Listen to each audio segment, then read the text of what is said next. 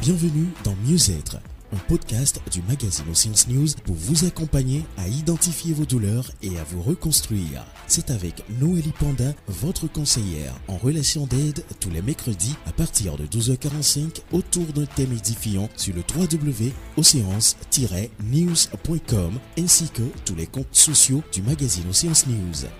Dans ce nouvel épisode, vous découvrirez comment développer son intelligence émotionnelle. Bonnes conditions d'écoute.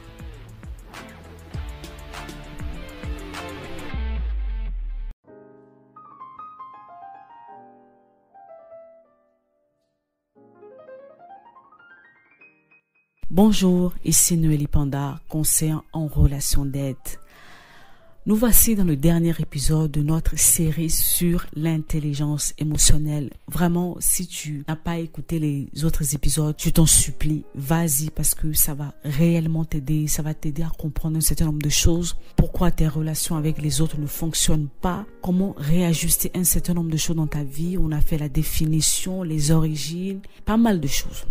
Aujourd'hui, nous allons parler de concrètement comment on fait au quotidien, pour pouvoir acquérir l'intelligence émotionnelle. Comme je l'avais dit la dernière fois, je n'ai pas de formule magique à te donner où je vais te dire il faut faire A plus B et ça va arriver. Je vais te pousser à travailler sur toi. Quand je dis travailler sur toi, je te l'ai dit dans l'épisode d'avant, il faut que tu repars dans ton histoire. Il faut que tu commences à travailler sur toi dans le sens où tu dois guérir de tes blessures intérieures. Tu dois repartir dans ton passé. Ces choses que tu as vécues, que tu as refoulées depuis, il faut que tu les sortes, il faut que tu les regardes en face. Il faut que tu rentres dans un processus de pardon. Il faut que tu rentres dans un processus où tu lâches prise sur un certain nombre de choses.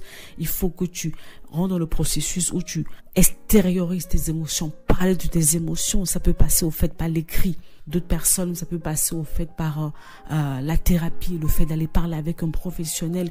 Pour certaines personnes, ça peut passer par le sport. Il y a certaines personnes, voilà.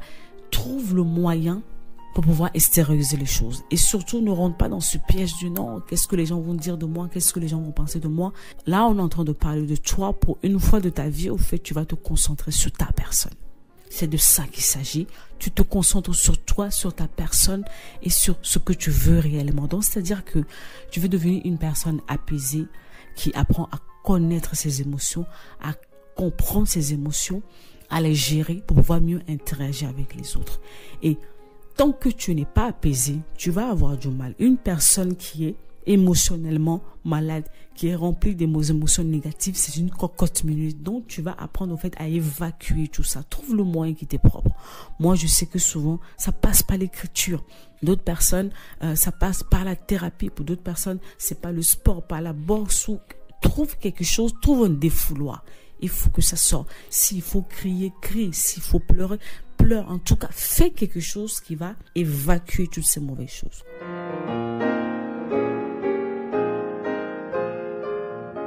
La deuxième des choses, tu vas apprendre à connaître ton tempérament. Je te disais que certains d'entre vous, vos tempéraments étaient déformés par ce que vous avez vécu. Et maintenant, en rentrant dans ce processus de guérison, tu peux maintenant retrouver ton état initial. Certaines personnes, entre guillemets, qui étaient renfermées avant, vont commencer à s'ouvrir, à s'affirmer, à s'ouvrir. Et d'autres personnes, qui étaient, chaud, vont commencer à se renfermer. Ils vont se rendre compte que non, en réalité, ce sont des personnes calmes. Ça a été mon cas pendant des années. Pendant très longtemps, j'ai cru que j'étais une extravertie. Et le temps est passé, j'ai fait un profond travail sur moi qui m'a pris des années personnellement. Je ne dis pas que ce sera ton cas, mais moi ça a pris des années. Je me suis rendu compte que j'étais une introvertie. Je suis une flegmatique, la foule me fatigue vite. Ceci, autant de choses sur ma personne. Donc tu vas partir à la découverte de ta personne. Je sais que en tant que flegmatique, l'émotion avec laquelle j'ai le plus de défis au quotidien, c'est la peur. Toi, tu vas apprendre à découvrir ton tempérament d'abord et l'émotion qui va avec, parce que chaque tempérament a une émotion dominante. Moi, l'émotion dominante chez moi au quotidien, c'est la peur. Tu vas apprendre à découvrir ton émotion à toi et tu vas apprendre à challenger avec cela. Tu vas voir les éléments qui déclenchent cette peur-là. Et quand tu as peur, comment tu fais pour contrecarrer? La plupart du temps, quand je dois faire quelque chose que je ne connais pas, aller vers l'inconnu, souvent les gens me voient, je peux partir en voyage parce que je dois aller en conférence ou quoi que ce soit. De l'extérieur, ça peut paraître beau, bien, mais souvent, j'y vais avec la boule au ventre. J'ai peur au fait parce que de par mon tempérament, je ne suis pas une personne qui aime sortir de sa zone de confort. Je n'aime pas l'inconnu. Je suis assez casanière. J'aimerais rester chez moi. Mais ce n'est pas pour autant que ça m'empêche de faire les choses que j'ai à faire. Donc tu vas apprendre à te découvrir. Tu vas découvrir ta peur. Parce que quand la peur te prend, tu peux te braquer. Tu peux prendre mal tout ce que les gens te diront, tu peux te renfermer sur toi-même et ça va rendre difficile le rapport avec les autres. La peur, ça se gère. La peur, c'est une émotion comme une autre. La peur te dit juste que non, tu vas vers l'inconnu, tu vas vers quelque chose que tu ne connais pas. Alors le seul moyen, c'est de faire cette chose-là. Et c'est ce que j'apprends moi-même à faire au quotidien. Affronter ces choses qui me font peur. À chaque fois que je ressens la peur, je m'assois, j'analyse. Qu'est-ce qui me fait peur en général? Je me rappelle, il y a quelques années, bientôt je vais vous parler de cette série-là sur le deuil. Il y a 2 ou 3 ans, non 4 ans, j'ai perdu ma mère et c'était en plein Covid. Je n'ai pas pu rentrer au fait à temps pour ses funérailles parce que les frontières étaient fermées.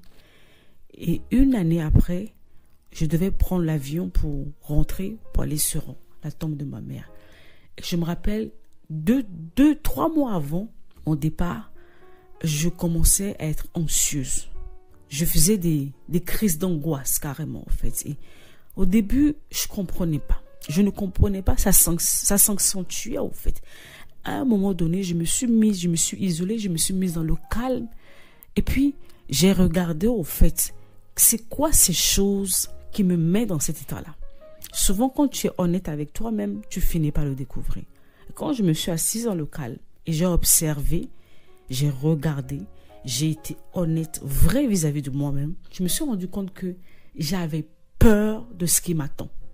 Est-ce que je vais réussir à arriver sur cette tombe? Quelle va être ma réaction quand je vais arriver sur cette tombe? Comment ça va se passer? Autant de choses qui m'angoissaient, au fait, qui me mettaient dans cet état-là. Je venais de faire le premier pas. Comprendre ce qui m'arrivait, mon émotion. Mais ça ne veut pas dire que j'allais arrêter et ne pas faire mon voyage. J'ai pris mon courage à 2 mains, j'ai fait ce voyage, j'ai fait tout ce qu'il faut pour arriver jusqu'où on a enterré ma mère. Et j'ai affronté ces choses qui me faisaient peur. Et pendant que j'allais, il y avait du monde autour de moi. Ce n'est pas parce que j'avais peur, ce n'est pas parce que j'avais mal que je me sentais dans l'obligation d'être désagréable avec eux. Ils n'ont rien à voir avec mon problème, avec mes défis. Je devais apprendre à gérer mes émotions toute seule. Ils sont là pour m'accompagner, ils sont là autour de moi, mais je n'avais pas le droit de mettre mon mal-être sur eux. Alors, la gestion des émotions arrive. Tu apprends à te parler à toi-même, tu apprends à respirer. Si tu sais que quand tu vas parler, tu vas dire quelque chose de mauvais, tais-toi. Et n'oublie surtout pas, les autres n'ont rien à voir dans ce que tu vis. Tu n'as pas à projeter ton mal-être sur eux. Alors quand tu es devant eux, prends sur toi, réponds-leur calmement, parle-leur calmement. C'est un exercice, une discipline à te donner au quotidien. Quand tu te réveilles et que tu vois que ce n'est pas ça. Quand tu es devant les gens, répète-toi ceci. Et j'aimerais bien que cette phrase résonne dans ta tête. Les autres n'ont rien à voir dans mes problèmes. Ça ne leur regarde en rien.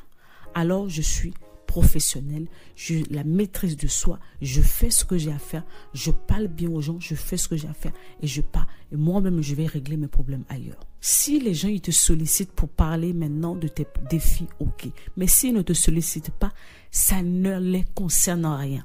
C'est toi et toi. À la limite, si tu as un professionnel avec lequel tu fais ce travail, tant mieux. Tu analyses tes émotions.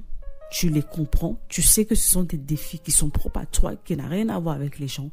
Alors, tu te parles à toi-même, tu apprends à te maîtriser. Si tu vois que tu vas déborder, tu quittes les lieux, tu te tais ou tu fais autre chose. Pour ne pas transposer ton mal-être sur les gens. Plus que jamais, nous avons besoin en fait des relations apaisées. Nous avons besoin en fait des relations stables. Nous avons besoin en fait des relations qui vont durer dans le temps et qui ne vont pas aller dans tous les sens parce que nous sommes incapables de pouvoir nous gérer nous-mêmes et gérer les autres. Et ceci dans tous les domaines de notre vie. Plus que jamais, nous aspirons à l'intelligence émotionnelle, la capacité de se comprendre soi-même pour pouvoir mieux interagir avec les autres. Pas les autres d'abord. D'abord nous. La source, revenons à nous. Et quand on arrive à faire le nécessaire auprès de nous-mêmes, on pourra mieux le faire avec les autres. C'était Noélie Panda, ta conseillère en relation d'aide. À très bientôt, pour un nouveau sujet. Bye bye.